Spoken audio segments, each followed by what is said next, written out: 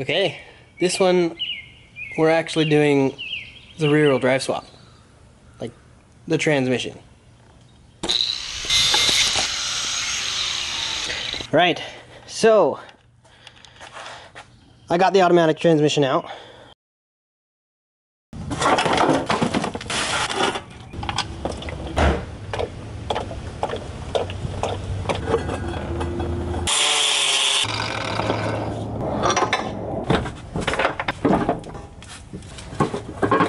How's it going? Just trying to drop the transmission. It's not bolted up or anything, it's just not coming out.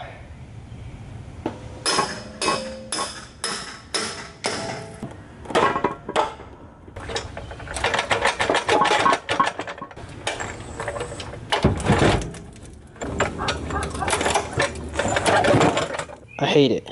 Here is my Toyota R150, and it already has the Bellhousing on it. I'm sorry. This is a R150. It's a Toyota rear-wheel drive transmission out of a 1997 T100 two-wheel drive pickup truck.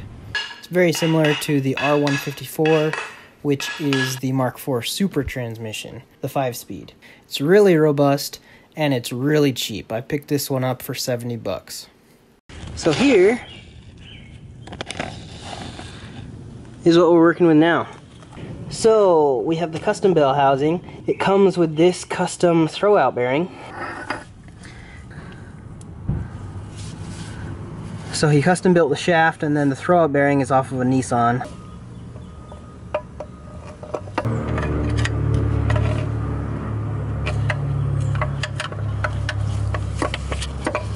Then you slide this sucker onto the input shaft and pop it in the pivot point, and we're golden.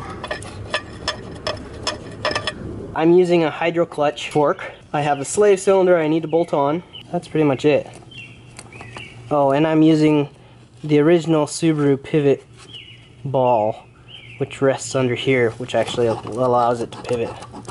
The subframe and the bottom slip of the bell housing want to bind up if you're not at the right angle, and so I just took off, half an inch maybe of that to hopefully be able to get the transmission up and in and mounted more easily. I also have the shifter I need to put back together, but I cut this off because I'm relocating the shifter so that I can actually use it.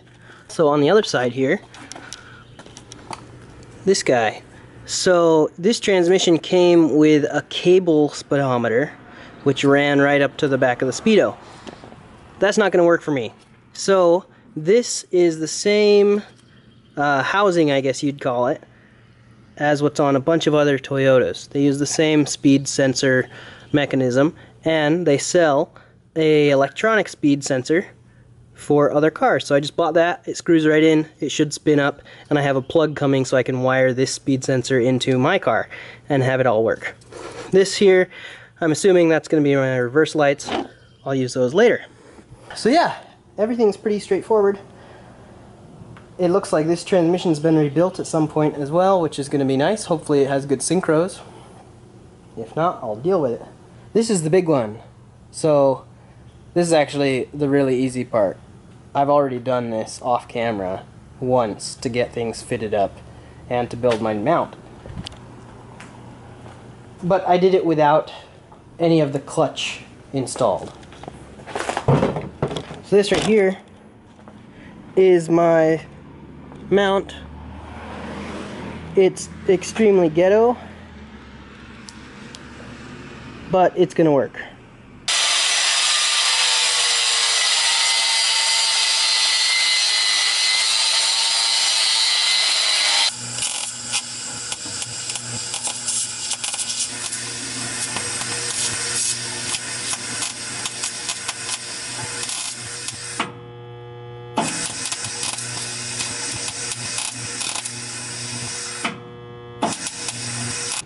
I don't plan on keeping this mount.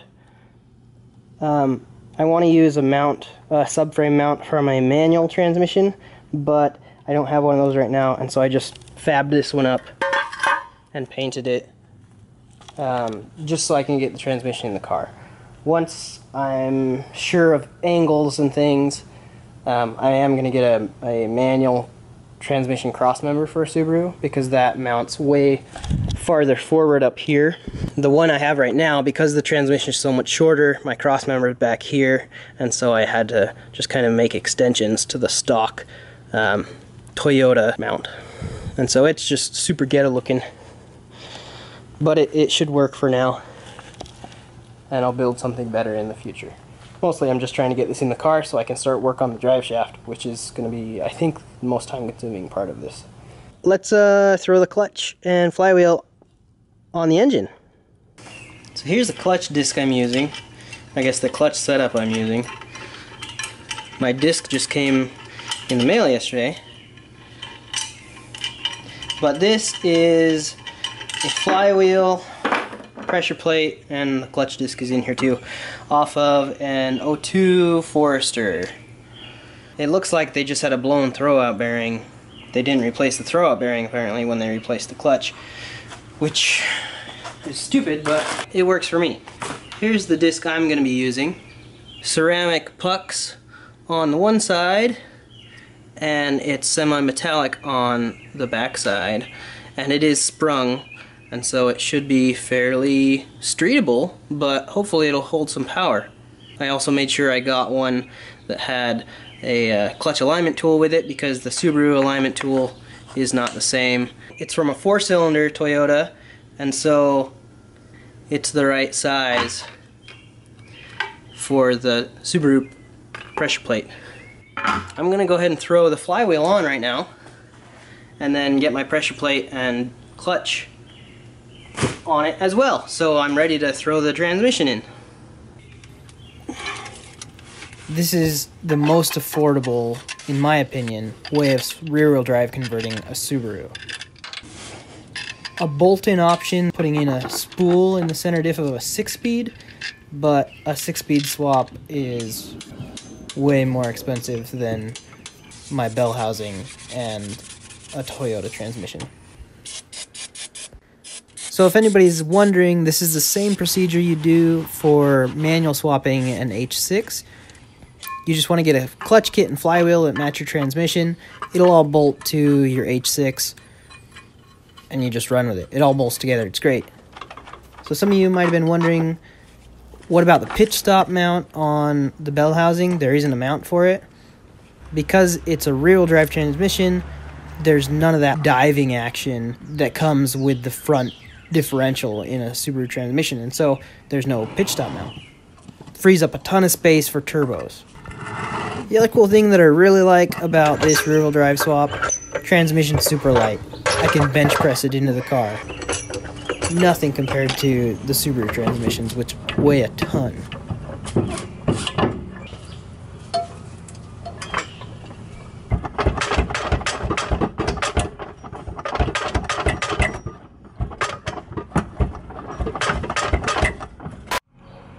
Gross.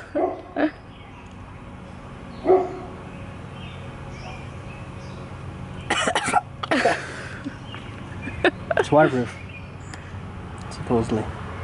Anyway, okay. So I'm having mega problems getting this thing to fit, and so I pulled out my giraffe cam to see what I can do. Throw this down. Yeah. Try being a surgeon. Okay, there's our spline. There's our throwout bearing. Input shaft. There it is. It's the mothership.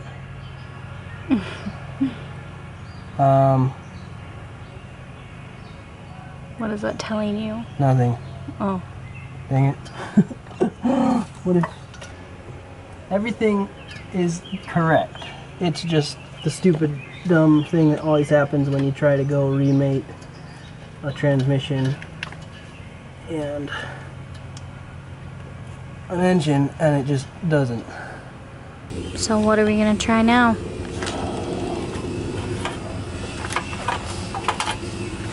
More jiggly. Alright.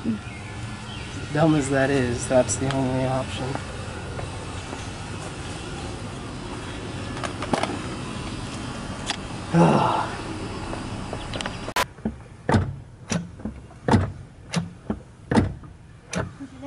Yep, push it in and hold. Okay, that one down farther. Okay, pump it.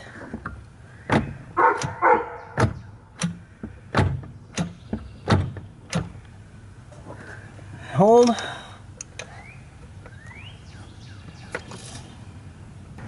This is with the clutch fully engaged, and it's still not engaging the throwout bearing on the pressure plate.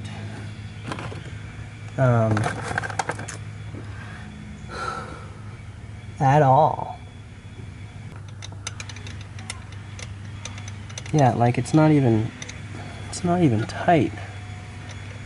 Like with the clutch fully extended, or the slave fully extended, it's still loosey-goosey in there.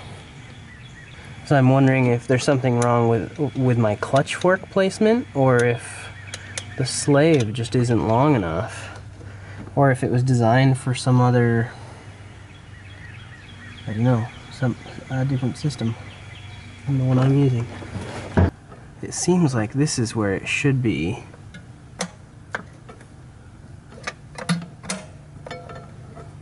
Maybe my clutch fork isn't on right.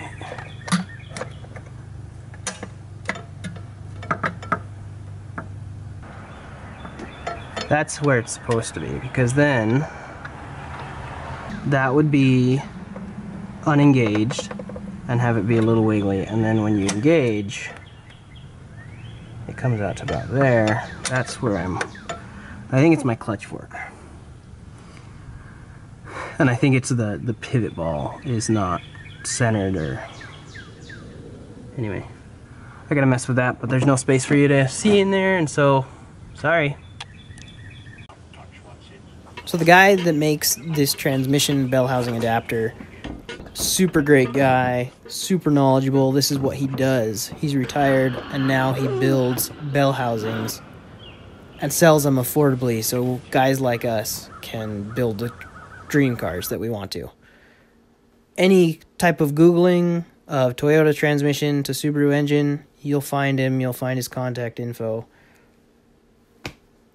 Great guy. Anyway, I was talking with him the next day for hours, measuring and trying to figure out what was going on with my clutch fork. We did figure it out, and apparently Subaru made 2 different length pivot balls, and so his kit that he sends you is based off a 1 3/4 inch pivot ball. Mine is a 1.5 inch. All of my stuff, like I said, is off of a 2002 Forester, so I don't know, and he doesn't know what his pivot ball mount came off of. But you can either space the pivot ball, and we're in the process of testing a longer throwout bearing to see if we can deal with that issue.